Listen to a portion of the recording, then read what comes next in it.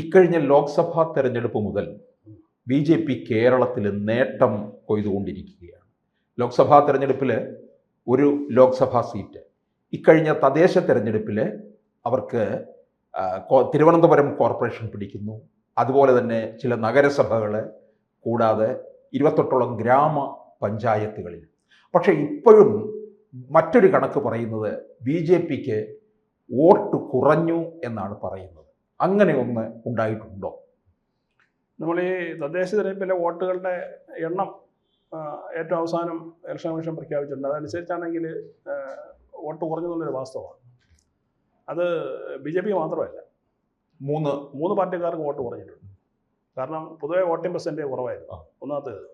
രണ്ട്, ഈ ലഭിച്ച വോട്ട് ജില്ലാടിസ്ഥാനത്തിൽ നമ്മൾ തരംതിരിച്ചു കഴിഞ്ഞാൽ, നമ്മൾ ഓൾ കേരള എടുക്കുമ്പോൾ സ്വാഭാവികമായിട്ട് ഈ പറഞ്ഞതിൽ ആ ഒരു കുറവ് കാണാൻ കഴിയും.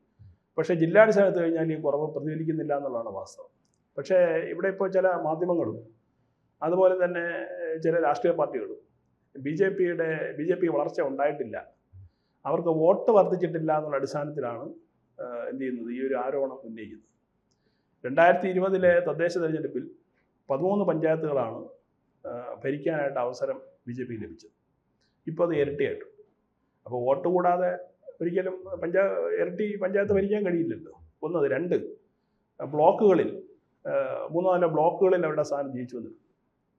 തിരുവനന്തപുരം കോർപ്പറേഷൻ ഭരണത്തിലേക്ക് എത്തി.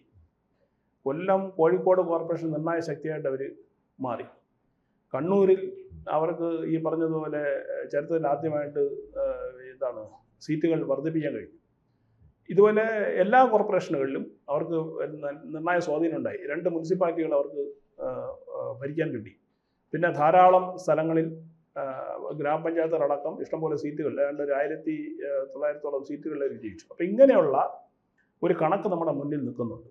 ഇത് ഇലക്ഷൻ കമ്മീഷൻ തന്നെ പറഞ്ഞ കണക്കാണ്. ഇതിൻ്റെ അടിസ്ഥാനത്തിലാണെന്നുണ്ടെങ്കിൽ ബി ജെ പി വളർന്നിട്ടുണ്ട് എന്ന് വേണം നമുക്ക് പ്രാഥമികമായിട്ട് മനസ്സിലാക്കാൻ. വോട്ടുകളുടെ എണ്ണത്തിലല്ല, അല്ലാതെ അവർക്ക് കിട്ടിയ അധികാരത്തിൻ്റെയും ജയിച്ച സീറ്റിൻ്റെ അടിസ്ഥാനത്തിൽ സ്വാഭാവികമായിട്ട് അവർക്ക് ഈ പറഞ്ഞതുപോലെ വളർച്ച ഉണ്ടായിട്ടുണ്ട് എന്നുള്ളൊരു വാസ്തവമാണ്. പക്ഷേ വിചാരിച്ച തരത്തിൽ നഗരസഭയിലേക്ക് കയറാൻ പറ്റിയിട്ടില്ലെന്നുള്ളതാണ്. തീർച്ചയായിട്ടും നഗരസഭയിൽ മാത്രമല്ല, ഈ അവരുദ്ദേശിച്ചതുപോലെ 4000 വാർഡുകളെ വിജയിക്കണമെന്നായിരുന്നു ഇവരുടെ ഒരു ലക്ഷ്യം.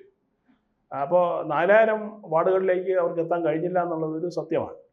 പക്ഷേ ഭാവിയിൽ 4000 വാർഡുകളിലേക്ക് എത്താനുള്ള പ്രവർത്തനം ഇപ്പോൾ അവർ നടത്തി എന്നുള്ളത് ഒരു നഗ്ന സത്യമാണ്. കാരണം വളരെയധികം വാർഡുകളിൽ ഇപ്പോൾ 2ാം സ്ഥാനത്ത് ബി ജെ പിയാണ്. ഇപ്പോൾ ഒരു ഉദാഹരണം പറഞ്ഞു കഴിഞ്ഞാൽ, തിരുവനന്തപുരം കോർപ്പറേഷൻ ഉദാഹരണം പറഞ്ഞു കഴിഞ്ഞാൽ 50 സീറ്റ് ഇപ്പോൾ ജയിച്ചു. കണക്കുകൾ പരിശോധിച്ചപ്പോൾ ഈ തോറ്റ ബാക്കി 50 സീറ്റ് 25 എണ്ണത്തിൽ 2ാം സ്ഥാനത്ത് ബി ജെ പിയാണ്. അത് വലിയ അന്തരം കാണുന്നില്ല. കാരണം ഈ 20 കിട്ടിയ 75 സീറ്റാണ്. അവർ 2ാം സ്ഥാനത്താണ്. ഈ 2ാം സ്ഥാനത്തുള്ള 25 സീറ്റുകളിൽ 8 സീറ്റുകളിൽ 100-ൽ താഴെ വോട്ടുകൾക്കാണ് ബി ജെ പി പരാജയപ്പെട്ടിട്ടുള്ളത്. 8 ഡിവിഷനുകളിൽ 100-ൽ താഴെ വോട്ടുകൾക്കാണ് പരാജയം. ഇത് സമാനമായ സംഭവം കോഴിക്കോട് കോർപ്പറേഷനിലുണ്ട്. അവിടെയും ഏതാണ്ട് 12ഓളം വാർഡുകളിൽ 2ാം സ്ഥാനത്ത്. ഇപ്പോൾ അവർക്ക് 13 ഇപ്പോൾ 13 ഉണ്ട്. അവിടെ ഒരു 12 വാർഡുകളിൽ അവർ ഈ പറഞ്ഞതുപോലെ 2ാം സ്ഥാനത്താണ്. അതും ചെറിയ വോട്ടുകൾക്കാണ്. അപ്പോൾ ഈ 2ാം സ്ഥാനത്ത് നിൽക്കുന്നതിനെ പലപ്പോഴും ഈ കണക്ക് പറയുന്നവർ പരിഗണിക്കുന്നില്ല എന്നുള്ളതാണ്. അതായത് ബി ജെ പി ഇന്ത്യയിൽ കേരളത്തിൽ വളർന്നിട്ടുള്ളത് വളരെ ഗ്രാജുവലായിട്ടുള്ള രീതിയിലാണ്. ഒരു പെട്ടെന്നുള്ളൊരു വളർച്ച ബി ജെ പിക്ക് ഉണ്ടായിട്ടില്ല, അങ്ങനെ ഉണ്ടാവുകയില്ല. കേരളത്തിൻ്റെ രാഷ്ട്രീയ സാഹചര്യത്തിൽ ഉണ്ടാകാൻ ബുദ്ധിമുട്ടാണ്. നമ്മൾ പറഞ്ഞു കഴിഞ്ഞാൽ ഈ മുളയുണ്ട്, ഈ മുളയുടെ വളർച്ച പോലെയാണ് കേരളത്തിൽ ബി ജെ പിയുടെ വളർച്ച. മുളയ്ക്കുള്ളൊരു പ്രത്യേകത എന്ന് പറയുന്നത് ഈ ഗ്രാസ് വർഗത്തിൽപ്പെട്ട ഒരു ചെടിയാണ് ഈ മുള. പക്ഷേ മുള നമ്മൾ നട്ടു കഴിഞ്ഞാൽ പെട്ടെന്ന് അങ്ങോട്ട് വളരില്ല. ആദ്യം മുളൻ അതിൻ്റെ വേരുകളെ വികസിപ്പിക്കുകയാണ് ചെയ്യുക. ഇഷ്ടം പോലെ വേരുകൾ, അടിത്തറ അത് ഭദ്രാക്കിയതിന് ശേഷം പിന്നൊരൊറ്റ വളർച്ചയാണ്. അത് മുളയുടെ ഒരു സ്വഭാവമാണ്. ഏതാണ്ട് അതേ സ്വഭാവമാണ് കേരളത്തിൽ ബി ജെ പി കാണിച്ചുകൊണ്ടിരിക്കുന്നതാണ് ഞാൻ മനസ്സിലാക്കുന്നത്. നമുക്ക് ഊഹിക്കാൻ കഴിയാൻ അങ്ങനെയായിരിക്കും നല്ലതെന്ന് തോന്നുന്നു. കാരണം അവരിപ്പോൾ അടിത്തറ വിപുലീകരിച്ചുകൊണ്ടിരിക്കുക. ഈ അടിത്തറ വിപുലീകരണം പൂർത്തിയായി കഴിഞ്ഞാൽ പിന്നെ ഉണ്ടാകുന്നത് ഒരു ഒറ്റ വളർച്ചയായിരിക്കും. ആ ഒറ്റ വളർച്ചയിലായിരിക്കും ബി ജെ പി കേരളത്തിൽ ഭരണത്തിലെത്താൻ പോകുന്നത് എന്നുള്ളത് ഒരു യാഥാർത്ഥ്യമാണ്. ഇപ്പം ലോക്സഭാ തെരഞ്ഞെടുപ്പിൽ നമുക്കറിയാം പലയിടങ്ങളിലും ഇപ്പം 1ാം സ്ഥാനത്ത് എത്തി, 2ാം സ്ഥാനത്തും വന്നു. ഈ 2ാം സ്ഥാനം വന്നതും 1ാം സ്ഥാനവുമായിട്ട് വലിയ അന്തരമില്ല എന്നുള്ളതാണ് കണ്ടത്. അതെ. അല്ല, അതാണ് ഞാൻ പറഞ്ഞത്. നമ്മൾ ഈ രാഷ്ട്രീയമായിട്ട് ഇത്തരം സംഭവങ്ങളെ വിലയിരുത്തുന്ന ആളുകൾ ജയിച്ചില്ല അല്ലെങ്കിൽ ടോട്ടൽ വോട്ട് ഇത്ര കുറഞ്ഞു എന്ന് മാത്രമേ കണക്കാകുന്നുള്ളൂ. പക്ഷെ അതിൻ്റെ പിന്നിലുള്ള അപകടം അവർ കാണുന്നില്ല എന്നുള്ളതാണ്. കാരണം 2ാം സ്ഥാനത്ത് നിൽക്കുന്ന കാൻഡിഡേറ്റുകളിൽ ഏത് പാർട്ടിയാണെന്ന് അവർ പരിശോധിക്കുന്നില്ല. ഈ 2ാം സ്ഥാനത്ത് 1ാം സ്ഥാനത്തേക്ക് വരെ അധികം ദൂരമൊന്നും ഇല്ല എന്നുള്ളതാണ്. കാരണം പഴയ BJP അല്ല ഇപ്പോൾ ഉള്ളത്. കാരണം അവരുടെ കാഡർമാർ ഭയങ്കരമായിട്ട് വർക്ക് ചെയ്യുന്നുണ്ട്. ഡോർ ടു ഡോർ ക്യാമ്പയിൻ നടത്തി, അക്ഷീണമായി പരിശ്രമിച്ചു. നല്ലൊരു മാനേജ്മെൻറ്റ് വിദഗ്ധനായിട്ടുള്ള ഒരു വ്യക്തിയാണ് അവരുടെ സംസ്ഥാന പ്രസിഡന്റ്. ഇങ്ങനെയൊക്കെയുള്ള ഒരുപാട് പോസിറ്റീവ് ഘടകങ്ങൾ ഇപ്പം BJPയുടെ പക്കലുണ്ട്. മാത്രമല്ല മറ്റു രാഷ്ട്രീയ സാഹചര്യങ്ങൾ ഏതാണ്ട് അവർക്ക് അനുകൂലമാണ്. അപ്പോൾ ഈ ഇടതിൻ്റെ വലതിൻ്റെ ഇടയിൽ നിന്ന് തിങ്ങി ഞെരുങ്ങിയാണ് BJP വളരുന്നത്. ആ ഞെരുങ്ങി വളരുക എന്ന് പറയുന്നത് അത്ര എളുപ്പമുള്ളൊരു കാര്യമല്ല. അപ്പോൾ നമ്മൾ മനസ്സിലാക്കേണ്ടത് ഈ 2ാം സ്ഥാനത്ത് നിൽക്കുന്ന സ്ഥലങ്ങളിലെല്ലാം തന്നെ അവർ കുറച്ച് ഓവർ ടൈം വർക്ക് ചെയ്ത് കഴിഞ്ഞാൽ അടുത്ത തെരഞ്ഞെടുപ്പ് 1ാം സ്ഥാനമാണ്. മാത്രമല്ല ഇപ്പോൾ 6 മാസം കഴിയുമ്പോഴത്തേക്ക് നിയമസഭാ തെരഞ്ഞെടുപ്പ് വരാൻ പോവുകയാണ്. ഈ വോട്ടുകളൊക്കെ വലിയ ഘടകമായി മാറും. ഈ 2ാം സ്ഥാനം നിൽക്കുന്ന ഗ്രാമപഞ്ചായത്തുകളിലെ വാർഡുകളെന്ന് പറയുന്നത് നിർണായകമാണ്. അവിടെ BJP വളരെ നല്ല കാൽക്കുലേഷനോടെ പ്രവർത്തിച്ചു കഴിഞ്ഞാൽ അതൊക്കെ നിയമസഭാ തെരഞ്ഞെടുപ്പ് 1ാം സ്ഥാനമാക്കി മാറ്റാൻ പറ്റും ആ വാർഡുകളൊക്കെ. അങ്ങനെ ഒരു നല്ല അനുകൂലമായ സാഹചര്യം ഇപ്പം BJPക്ക് കേരളത്തിൽ നിലവിലുണ്ട് എന്നുള്ളൊരു വസ്തുതയാണ്. അത് ഇരു കൂട്ടരെയും ഭീഷണിപ്പെടുത്തുന്നുണ്ട്. അതായത് ഇടതു മുന്നണിയെയും വലതു മുന്നണിയും. അതിനേക്കാളേറെ ഏറ്റവും കൂടുതൽ ആകുലത ഉള്ളത് മുസ്ലിം ലീഗിനാണ്. അതുകൊണ്ടാണ് കഴിഞ്ഞ 4-5 ദിവസമായി അവരുടെ ചാനൽ, ഈ ജമാഅത്തെ ഇസ്ലാമിയുടെ ചാനൽ മീഡിയ വൺ നിരന്തരമായി ഈ BJPയുടെ വളർച്ച ഇകഴ്ത്തി കാണിക്കുന്ന റിപ്പോർട്ട് വെച്ചുകൊണ്ടിരിക്കുന്നത്. വോട്ട് കുറഞ്ഞു എന്നുള്ള വോട്ട് കുറഞ്ഞു. ഇന്നലെയും അവർ റിപ്പോർട്ട് ചെയ്തു. ആ റിപ്പോർട്ടിൽ അവർ പറയുന്നത്, കോഴിക്കോട് കോർപ്പറേഷനെ ബേസ് ചെയ്തിട്ടാണ് അവർ പറയുന്നത്, ഈ വാർഡ് വിഭജനം നടത്തിയല്ലോ അത് CPM-ഉം BJPയുടെ ഒത്തുകളിയുടെ ഭാഗമായിട്ടാണ്. ഈ വാർഡ് വിഭജനം നടത്തിയപ്പോൾ UDF-ന് മേൽക്കൈ ഉണ്ടായിരുന്ന പല മണ്ഡലങ്ങളും അവർക്ക് നഷ്ടമായി. അവിടെ BJP ജയിച്ചു. അതായത് CPM-ന് ജയിക്കാൻ സാധ്യതയില്ല എന്നവർ കരുതിയിരുന്ന സ്ഥലങ്ങളൊക്കെ അവർ BJPക്ക് ദാനം ചെയ്തെന്നുള്ളൊരു പുതിയ റിപ്പോർട്ടുമായിട്ട് വീണ്ടും രംഗത്തുനിന്നുണ്ട്. അപ്പോൾ ഇതൊക്കെ എന്ന് പറയുന്നത് അവരെ പേടിപ്പെടുത്തുന്നു. അതായത് BJPയുടെ വളർച്ച കേരളത്തിൽ വലിയ വിഭാഗത്തെ പേടിപ്പെടുത്തുന്നുള്ളൊരു വാസ്തവം ഇതിൻ്റെ പിന്നിലുണ്ട്. അതിന് ഇടതും വലതും വേണ്ട പിന്തുണ കൊടുക്കുക. അതായത് ഇതിനെ ഇകഴ്ത്തി കാണിക്കുക. നിങ്ങൾക്കുണ്ടായ വിജയമായിട്ട് അംഗീകരിക്കാതിരിക്കുക, പകരം ചെയ്യാനെ പരമാവധി ഇകഴ്ത്തി കാണിക്കുക. എന്നിട്ട് ജനങ്ങളുടെ ഒരു ആശ സൃഷ്ടിക്കുക.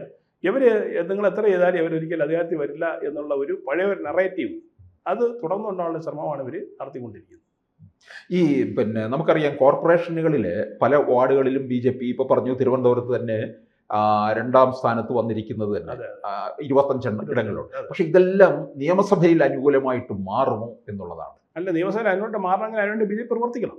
അതാണ് ഞാൻ നേരത്തെ പറഞ്ഞത്. അല്ലാതെ ഈ റിസൾട്ട് കണ്ടിട്ട് നിൽക്കാൻ ഈ റിസൾട്ട് കണ്ട് ഭ്രമിച്ച് നിന്നു കഴിഞ്ഞാൽ BJP സംഭവിക്കാവുന്ന വലിയ തകർച്ചയായിരിക്കും. തർക്കമൊന്നും വേണ്ട. ഇപ്പോൾ ഇതിൽ ഭ്രമിച്ച് നിൽക്കുന്നവർ UDF-ആണ്. UDF-ഉം ഇതേ രീതിയിലാണ്. നമുക്ക് ഇതുപോലുള്ളൊരു റിസൾട്ട് നമുക്ക് അസംബ്ലി കിട്ടുമെന്ന് പ്രതീക്ഷിച്ചിരുന്നാൽ പോലും അവർക്കും അബദ്ധമാണ്. അപ്പോൾ ഇനി പെർഫോമൻസ് മെച്ചപ്പെടുത്താൻ ആഗ്രഹിക്കുന്ന എല്ലാ കൂട്ടരും ചെയ്യേണ്ടതെന്ന് പറയുന്നത് നല്ല രീതിയിൽ ഗ്രൗണ്ടിൽ പണിയെടുക്കണം. BJP പ്രത്യേകിച്ചും ഈ പറഞ്ഞ ഈ 25 വാർഡുകളുണ്ടല്ലോ തിരുവനന്തപുരം നഗരസഭയിൽ, അത് 4 നിയമസഭാ മണ്ഡലങ്ങൾ ഉൾക്കൊള്ളുന്ന ഒരു സാധനമാണ്. ഈ നന്നായിട്ട് പതിച്ചാൽ 4 സീറ്റ് അവർക്ക് ഉറപ്പായി. പിന്നെ അതുപോലെ തന്നെ തൃശ്ശൂർ, പിന്നെ കൊല്ലത്തുള്ള ചില മണ്ഡലങ്ങൾ, അത് കായംകുളം, ചാത്തന്നൂർ അടക്കമുള്ള ചില മണ്ഡലങ്ങൾ, ഇങ്ങനെയുള്ള ചില ഫോക്കസ്ഡ് ഏരിയയിൽ അവർ കേന്ദ്രീകരിച്ച് കഴിഞ്ഞാൽ, അതായത് എല്ലാത്തിലും കടന്ന് മത്സരിക്കുന്നതിന് പകരം കുറച്ച് മണ്ഡലങ്ങൾ കൂടുതൽ ശ്രദ്ധ കേന്ദ്രീകരിച്ച് മത്സരിച്ച് കഴിഞ്ഞാൽ ഈ പറഞ്ഞ ഇവരുടെ ഇപ്പോഴുള്ളൊരു ഒരു കഴിവുകേടിനെ ഓവർകം ചെയ്യാനും അതുവഴി നിയമസഭയിലേക്ക് നല്ല രീതിയിൽ ഒരു മത്സരം കാഴ്ചവെക്കാനും ഏതാനും സീറ്റുകൾ ജയിച്ചു വരാനും BJP കഴിയും എന്നുള്ളൊരു അനുകൂല കാസർഗോഡ് ജില്ലയിലെ മഞ്ചേശ്വരം, അതെ, കാസർഗോഡ് എല്ലാ ജില്ലയിലും ഉണ്ട്. മലപ്പുറം ഒഴികെയുള്ള എല്ലാ ജില്ലകളിലും ഇപ്പോൾ BJP സാധ്യതയുണ്ട്. പക്ഷെ അത് അവരെങ്ങനെ കൈകാര്യം ചെയ്യുന്നതിനനുസരിച്ചിരിക്കും. ഈ തെരഞ്ഞെടുപ്പ് കഴിഞ്ഞാൽ ഉടൻ തന്നെ എനിക്ക് തോന്നുന്നത് ഇവർ നിയമസഭാ തെരഞ്ഞെടുപ്പുകളിലേക്ക് എല്ലാ പാർട്ടികളും കടക്കുകയാണ്. കോൺഗ്രസ് ആൾറെഡി കടന്നു കഴിഞ്ഞു.